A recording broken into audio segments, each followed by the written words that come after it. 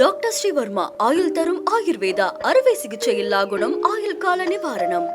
Yesterday courier private limited. Domestic international cargo உங்கள் இல்லம் தேடி வந்து கொரியர் புக்கிங் டெலிவரி செய்து தரப்படும். வணக்கம்.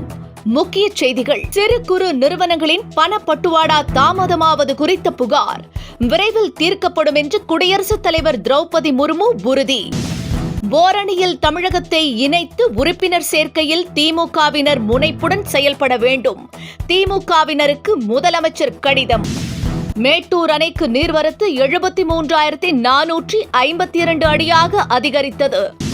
பாஜக கூட்டணியில் தாவேக இடம் பெறாது என்று திட்டவட்டமாக மறுப்பு. பிரித்தாளும் அரசியலில் பாஜக ஈடுபட்டுள்ளதாகவும் விமர்சனம். அருப்புக்கோட்டை கோவிலுக்கு ரோபோட்டிக் யானையை பரிசாக தந்த நடிகை த்ரிஷா. பக்தர்களுக்கு அன்னதானம் வழங்கவும் ஏற்பாடு.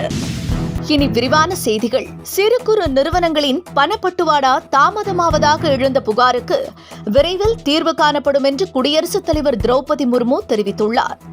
டெல்லியில் நடைபெற்ற நிகழ்ச்சியில் கலந்து கொண்டு பேசிய குடியரசுத் தலைவர், சிறு குறு நிறுவனங்கள் நிதி தட்டுப்பாடு, கார்ப்பரேட் நிறுவனங்களுடன் போட்டி, பணப்பட்டுவாடா உள்ளிட்ட பிரச்சினைகளில் சிக்கி தவித்து வருவதாக குறிப்பிட்டார். மத்திய அரசின் முயற்சிகளால் பதிவு செய்யப்பட்ட சிறு நிறுவனங்களின் எண்ணிக்கை அதிகரித்து வருவதாக கூறினார். பொருள் வாங்குவோருக்கு சிறு குறு நிறுவனங்களுக்கும் இடையே பணப்பட்டுவாடா செய்வதில் தாமதம் ஏற்படுவது குறித்து சர்ச்சைக்கு விரைவில் தீர்வு காணப்படும் என்றும் குடியரசுத் தலைவர் கூறியுள்ளார். தமிழகத்தை ஓரணியில் திரட்டும் நடவடிக்கையில் திமுகவினர் முனைப்பு காட்டி திமுக ஆட்சியை மீண்டும் மலர செய்ய வேண்டுமென்று முதல்வர் மு.க.ஸ்டாலின் திமுகவினருக்கு அறிவுறுத்தியுள்ளார். திமுகவினருக்கு அவர் எழுதியுள்ள கடிதத்தில் திமுக 6வது முறையாக ஆட்சி செய்து வருவதாகவும் மீண்டும் 7வது முறையாக ஆட்சியை மலர செய்ய வேண்டுமென்றும் கேட்டுக் கொண்டுள்ளார்.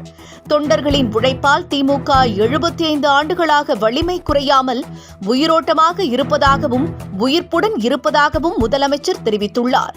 சூழ்ச்சிகளை முறியடித்து திமுக சாதனைகளை எடுத்து செல்வதிலும் உறுப்பினர் சேர்க்கையிலும் திமுக மீண்டும் ஆட்சி அமர்த்துவதிலும் தொண்டர்கள் முனைப்பு காட்ட வேண்டும் என்றும் முதலமைச்சர் அறிவித்துள்ளார். பாராட்டுக்களை மட்டுமல்லாமல் விமர்சனங்களையும் தான் ஏற்றுக்கொள்ளக்கூடியவன் என்றும் முதலமைச்சர் கூறியுள்ளார். கர்நாடக அணைகளில் இருந்து உபரி நீர் திறக்கப்படுவதால் மேட்டூர் அணைக்கு நீர்வரத்து தொடர்ந்து அதிகரித்து வருகிறது. அணைக்கு வினாடிக்கு 73,452 கனஅடியாக நீர்வரத்து அதிகரித்துள்ளது. அணையின் நீர்மட்டமும் ஒரே நாளில் 3 அடி உயர்ந்துள்ளது. அணையில் இருந்து பாசனத்திற்காக 22,500 கனஅடி தண்ணீர் திறக்கப்படுகிறது. இதனிடையே தருமபுரி மாவட்டம் ஒகேனக்கலில் நேற்று மாலை வினாடிக்கு 78,000 கனஅடி தண்ணீர் வந்தது. இதனால் அருவியில் வெள்ளப்பெருக்கும் ஏற்பட்டுள்ளது. பாஜக கூட்டணியில் தமிழக வெற்றிக் கழகம் ஒருபோதும் இடம்பெறாது என்று அக்கட்சியின் செய்தி தொடர்பாளர் விக்னேஸ்வரன் தெரிவித்துள்ளார். அதிமுகவுடன் கூட்டணி அமைத்தது பாஜக தேர்தலை சந்திக்கிறது. இந்த நிலையில் கூட்டணிக்கு கூடுதலாக கட்சிகள் வரும் என்று ஒருபுறம் இபிஎஸும் மறுபுறம் பாஜகவினரும் தொடர்ந்து கூறி வருகின்றனர். குறிப்பாக தமிழக வெற்றிக் கழகம், விசிக உள்ளிட்ட கட்சிகள் கூட்டணியில் இணையும் என்ற தோற்றத்தை அவர்கள் உருவாக்கி வருகின்றனர். ஆனால் இதை இரு கட்சிகளும் திட்டவட்டமாக மறுத்து வருகின்றன. இந்த நிலையில் தற்பொழுது பாஜக பிரித்தாளும் அரசியலில் ஈடுபட்டுள்ளதாக கூறியுள்ள தமிழக வெற்றிக் கழகத்தின் செய்தி தொடர்பாளர் வீர விக்னேஸ்வரன், அக்கட்சியுடன் தாவேக கூட்டணி வைக்காது என்று திட்டவட்டமாக தெரிவித்துள்ளார். விருதுநகர் மாவட்டம் அருப்புக்கோட்டையில் உள்ள அஷ்டலிங்க ஆதிசேஷ செல்வ விநாயகர் அஷ்டபுத ஆதிசேஷ வராகியம்மன் கோவிலுக்கு சுமார் 6 லட்சம் ரூபாய் மதிப்புள்ள ரோபோட்டிக் யானையை நடிகை த்ரிஷா நன்கொடையாக வழங்கியுள்ளார். இந்த யானை பீப்பிள் ஃபார் கேட்டில் இன் இந்தியா என்ற என்ஜிஓ அமைப்பின் மூலம் வழங்கப்பட்டது. அத்துடன் பக்தர்களுக்கு த்ரிஷா சார்பில் அன்னதானமும் வழங்கப்பட்டது. நடிகை த்ரிஷா தமிழ் திரையுலகில் முன்னணி கதாநாயகியாக வலம் வந்து கொண்டிருக்கும் நிலையில் விலங்குகளிடமும் அன்பு காட்டி வருகிறார். அவர் செல்லமாக வளர்த்து வரும் நாய்க்குட்டியுடன் அவர் பதிவிடும் இணையதள பதிவுகளுக்கு ரசிகர்கள் மிகுந்த வரவேற்பை அளிக்கின்றனர். புதுச்சேரியில் பாஜக நியமன எம்எல்ஏக்களாக இருந்த ராமலிங்கம், அசோக் பாபு, வெங்கடேசன் ஆகியோர் நேற்று ராஜினாமா செய்த நிலையில் இந்த பதவிக்கு தீப்பாய்ந்தான் செல்வம், காரைக்கால் ராஜசேகர் ஆகியோரின் பெயர் பரிந்துரைக்கப்பட்டுள்ளன. மேலும் இந்த பரிந்துரைகளின் அடிப்படையில் பட்டியல் மத்திய உள்துறை அமைச்சருக்கும் அனுப்பி வைக்கப்பட்டுள்ளது.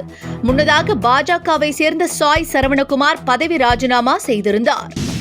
திருமணமாகும் மணப்பெண்கள் மாமனார் மாமியாரை மதிக்க கற்றுக்கொள்ள வேண்டும் என்று சௌமியா அன்புமணி கூறியுள்ளார். கடலூரில் பாமக பிரமுகர் இல்ல திருமண விழாவில் கலந்து கொண்டு அவர் பேசுகையில் ஒற்றுமையாக ஒரே குடும்பமாக வாழ வேண்டும் என்று அறிவுறுத்தியுள்ளார்.